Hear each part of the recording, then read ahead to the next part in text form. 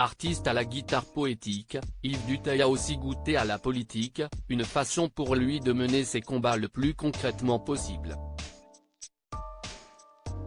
Dans Le Figaro, il aborde ainsi son rôle d'ancien maire et fait une révélation insolite sur une immense artiste.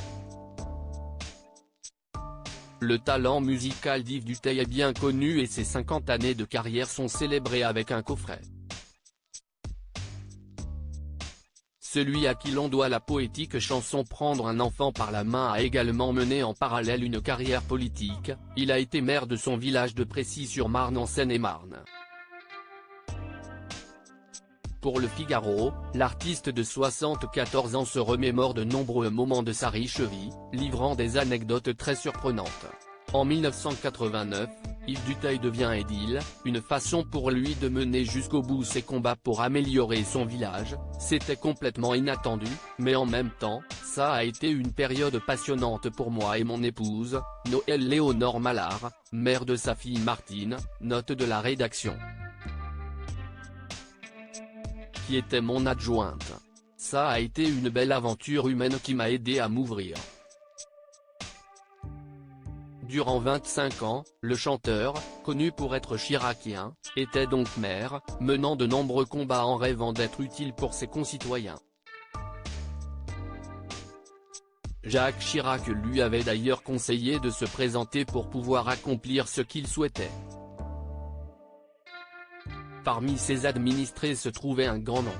Celui de l'iconique Barbara qu'il a bien connue, ça s'est toujours très bien passé avec elle.